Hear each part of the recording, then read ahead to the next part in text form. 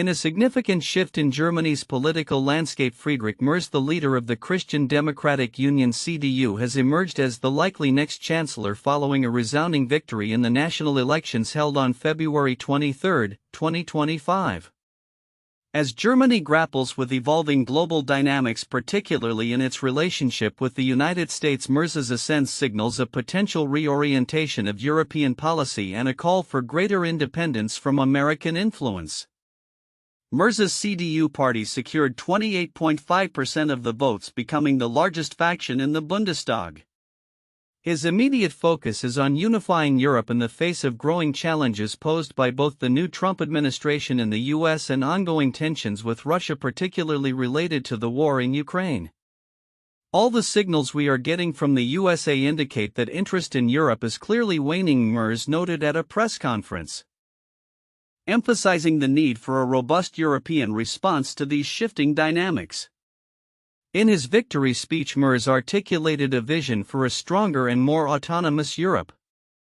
"My absolute priority will be to strengthen Europe as quickly as possible so that step by step we can really achieve independence from the USA," he declared. This sentiment reflects a broader concern among European leaders about the implications of a U.S. policy shift under Trump, which could undermine long-standing security arrangements and commitments to NATO. Merz's comments come at a time when transatlantic relations appear strained, with U.S. officials urging European nations to take on more responsibility for their own defense. However, Merz faces a complex political environment at home. He must navigate coalition negotiations with the center-left Social Democrats while also managing the rise of the far-right Alternative for Germany (AfD), which has garnered significant support, doubling its presence in the Bundestag. The AfD's emergence complicates the political landscape, as many, including Merz himself, have vowed to distance mainstream parties from the far-right's anti-immigrant rhetoric. Despite their electoral gains, Merz has pledged to avoid any formal cooperation with the AfD, stating, "I will never work with that party." Merz's political journey has been marked by a long-standing rivalry with former Chancellor Angela Merkel, who dominated German politics for over a decade. Their differing styles and visions for leadership culminated in Merz's temporary withdrawal from politics in the late 2000s after being sidelined by Merkel. His recent return to the political forefront is characterized by a clear commitment to conservative values and a focus on economic revitalization, particularly in response to Germany's current economic challenges. "The world out there isn't waiting for us," he remarked, underscoring the urgency of his agenda. Amidst these domestic challenges, Merz's commitment to a strong transatlantic relationship remains evident, though he acknowledges the need for European unity in addressing security threats.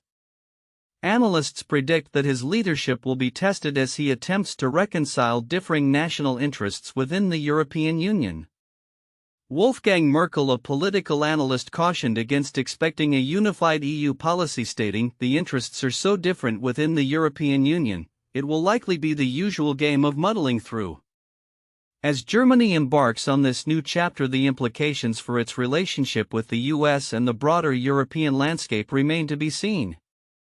With Merz at the helm, Europe may pursue a more independent path, navigating the complexities of global politics while fostering greater cooperation among its member states. The coming months will likely reveal how successfully Merz can balance these competing demands as he seeks to strengthen both Germany's position and that of Europe on the world stage. Americans' perspectives on foreign nations are increasingly polarized along partisan lines, reflecting broader political divisions that have emerged in recent years. According to a recent Gallup survey, the U.S. population's views on Israel, Ukraine, and Mexico showcase stark contrasts between Democrats and Republicans, underscoring how foreign policy opinions have become entwined with domestic political identities. The survey results reveal that Israel remains the most divisive international issue, with a remarkable 50-point gap in favorability between the two major political parties. An overwhelming 83% of Republicans express favorable views of Israel, while only 33% of Democrats feel the same. This partisan schism is further reflected in independent voters, of whom 48% view Israel positively. Overall, just 54% of Americans rate Israel favorably, marking its lowest approval since January 2000. The shift in democratic sentiments appears to correlate with opposition to Israel's actions during the ongoing Israel-Hamas conflict and the fervent support expressed by former President Donald Trump for the Israeli government. The divide extends to views on Mexico and Ukraine, where partisan gaps exceed 30 points. For Mexico, a 36-point discrepancy highlights a growing rift. Republicans now have a significantly more favorable view, a change from the relative consensus seen between 2001 and 2010. This shift can be traced back to the heightened focus on immigration during Trump's presidency, which has continued to influence perceptions of the U.S.'s southern neighbor. Meanwhile, support for Ukraine has been shaped by the Biden administration's strong backing in the wake of Russia's invasion, with Democrats showing a marked increase in favorability.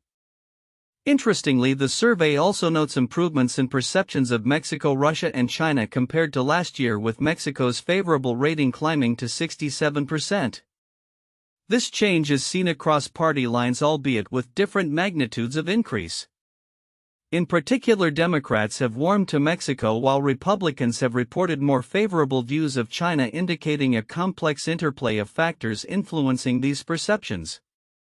The report also highlights an increase in favorability for the Palestinian territories, which now stands at 32%, up from 18% last year. This increase may reflect a growing empathy for the Palestinian plight amid the ongoing conflict, although the reasons behind this shift remain open to interpretation.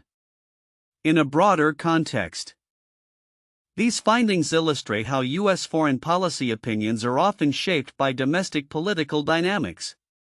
Long-standing allies such as Canada and Japan continue to receive high favorability ratings, while adversarial nations like North Korea and Iran remain deeply unpopular. The survey suggests that bipartisan consensus is increasingly hard to come by, particularly regarding contentious issues like Israel, Mexico, and Ukraine. As the political landscape continues to evolve, the implications of these partisan divides may have far-reaching effects on U.S. foreign policy.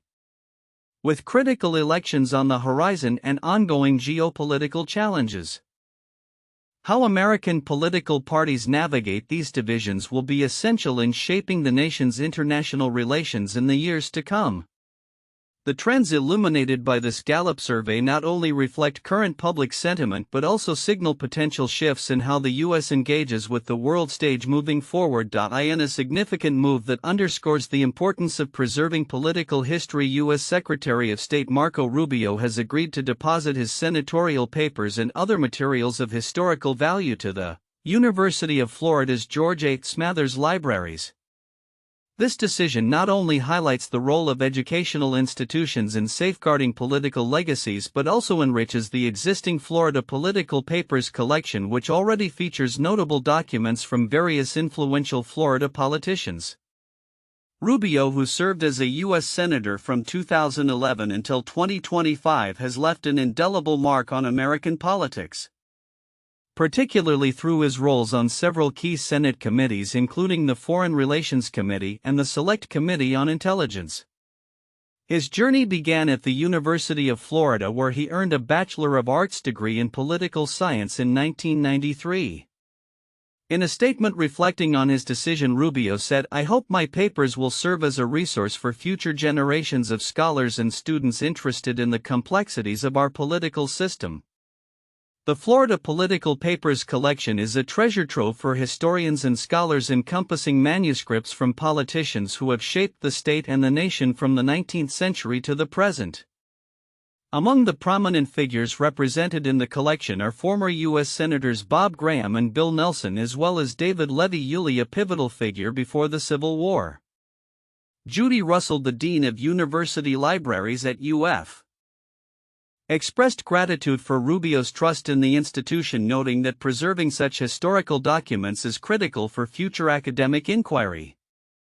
The collection's expansive scope includes a variety of materials: correspondence reports, speeches, press releases, official documents, and audiovisual content, covering significant events and themes in U.S. history such as the World War's civil rights movements, environmental initiatives, and space exploration. This array of resources will provide invaluable insights into the political landscape of both Florida and the broader United States. As the political climate in the U.S. continues to evolve, the implications of storing such documents at a public university extend beyond mere preservation. They serve as a reminder of the interconnectedness of education and governance, emphasizing the role of scholarly inquiry in understanding the dynamics of power and decision-making.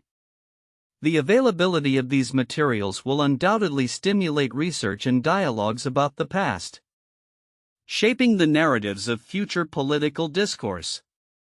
In conclusion, the agreement to house Rubio's papers at the University of Florida marks a pivotal moment for the institution and for historical scholarship. As political narratives increasingly shape public perception and policy, the preservation of such documents will be crucial for ensuring that future generations can engage with the complexities of their political heritage. Looking ahead, the University of Florida's commitment to this collection promises to foster deeper understanding and critical analysis of the political forces that continue to shape American society. As the dust settles from the recent U.S. elections, the nation turns its attention to the unfolding dynamics within Congress. The 2024 House election results following the presidential victory of former President Donald Trump have set the stage for a critical juncture in American politics. With all 435 seats in the House of Representatives contested, the results are still being finalized, revealing a closely divided chamber where Republicans currently hold 213 seats compared to the Democrats' 204. A total of 218 seats is required for control, leaving several key races still uncalled as of Monday evening. The election's aftermath has thrust House Republicans into a testing ground for unity as they work to align behind Trump's agenda. In the wake of the presidential election results, which saw Trump defeating Vice President Kamala Harris, Republican leaders are preparing for an aggressive legislative push. House Majority Leader Steve Scalise emphasized the necessity for the party to coalesce around a budget resolution that promises to streamline Trump's policy objectives.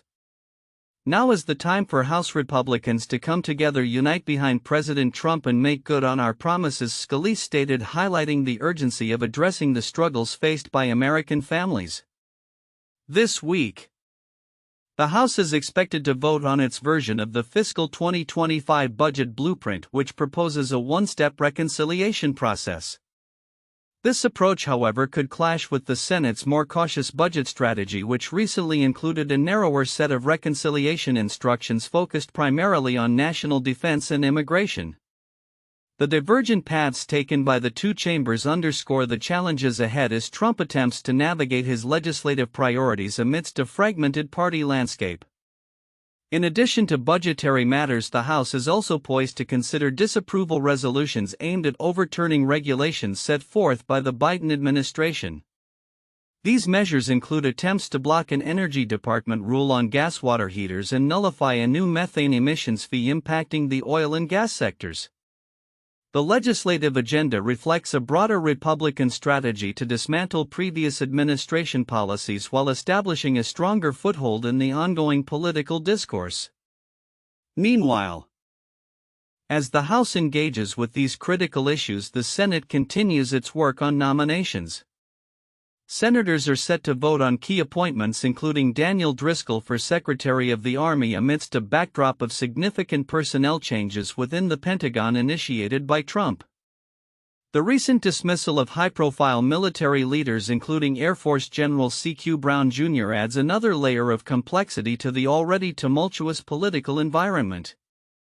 In South Dakota, a significant legislative move has captured attention as the State House advanced a bill aimed at transforming the Brand Board, a commission responsible for regulating livestock brands. The measure, which passed with a veto-proof majority, seeks to relocate the Brand Board from the Department of Agriculture and Natural Resources to the Office of School and Public Lands. Advocates argue this shift is necessary to address long-standing frustrations among ranchers regarding delays and inefficiencies in the current system. Producers deserve to know how their money is being spent, said Representative Jana Hunt, the bill's sponsor, indicating a demand for greater accountability and responsiveness to the needs of the agricultural community. As the political landscape shifts in response to these developments, it is clear that the challenges facing both the House and the Senate will require a delicate balancing act of priorities and party unity. With Trump's administration poised to drive a robust legislative agenda, the coming weeks will be crucial in determining whether Republicans can effectively collaborate to achieve their goals. As the nation watches closely, the implications of these early actions in Congress will resonate far beyond the immediate political sphere, shaping the trajectory of American governance and policy for years to come. In a pivotal moment for employment discrimination law, the U.S. Supreme Court is set to hear a case that could reshape the legal landscape surrounding diversity, equity, and inclusion (DEI) initiatives in the workplace. The case Ames v. Ohio Department of Youth Services revolves around Marlene Ames, a straight woman who alleges she was denied promotions in favor of gay colleagues. This legal battle, which is the first of its kind since the Trump administration's significant push against DEI programs, raises critical questions about the standards of evidence required for discrimination claims, particularly those involving majority group members. Ames claims that her allegations of workplace discrimination were dismissed by lower courts because she failed to meet the so-called background circumstances rule, a legal threshold that demands majority group plaintiffs provide specific evidence of unusual discrimination against them.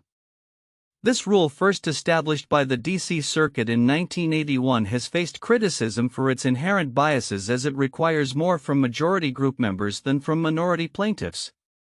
Lower courts ruled against Ames on the grounds that she did not demonstrate that the Ohio Department of Youth Services was an unusual employer that discriminated against heterosexuals, a bar that many legal analysts argue is unjust and unfounded. Legal experts are closely watching the Supreme Court's deliberations, especially given the potential implications for the future of reverse discrimination claims. Jonathan Siegel, a labor law expert, expressed concern that a ruling in favor of Ames could lead to a significant uptick in such claims, fundamentally altering perceptions and interpretations of discrimination in the workplace. It's going to send another shock wave in the employment system with regard to what is discrimination, who can bring claims, and how that relates to DEI, Siegel noted. Notably, the Ames case also represents a broader backlash against DEI programs, an issue that has gained traction within the Republican Party. During Donald Trump's presidency, there was a concerted effort to investigate and dismantle DEI initiatives across various sectors, framing them as forms of discrimination in their own right. The current Supreme Court's Republican majority may see this case as an opportunity to further challenge the legitimacy of DEI efforts, potentially leading to a ruling that could sweep away significant legal protections against discrimination. While the legal framework under Title VII of the Civil Rights Act prohibits discrimination based on race, color, religion, sex, or national origin, the interpretation of these protections has evolved over the years. The Supreme Court's previous decisions have established that all plaintiffs, regardless of their majority or minority status, should be treated equally under the law. However, the ongoing debate about the nuances of discrimination claims continues to be a contentious issue, as evidenced by the differing opinions within the court and among various legal scholars. The implications of the Ames case extend beyond its immediate legal ramifications. Should the court choose to uphold the background circumstances rule, it could entrench a legal precedent that complicates discrimination claims for majority group plaintiffs. Conversely, a decision to strike down this requirement could bolster claims of reverse discrimination, leading to a flood of lawsuits and potentially undermining the progress made in promoting diversity in the workplace. As the court prepares to hear arguments, the eyes of advocates, legal analysts, and the public are on the justices. The outcome of Ames v. Ohio could redefine the boundaries of employment discrimination law and the operational landscape of DEI initiatives, making it one of the most significant cases in recent history. The legal battles surrounding DEI are emblematic of a larger societal struggle over the meaning of fairness and equality in a rapidly changing world, and the court's decision could have lasting effects on the future of workplace culture in America.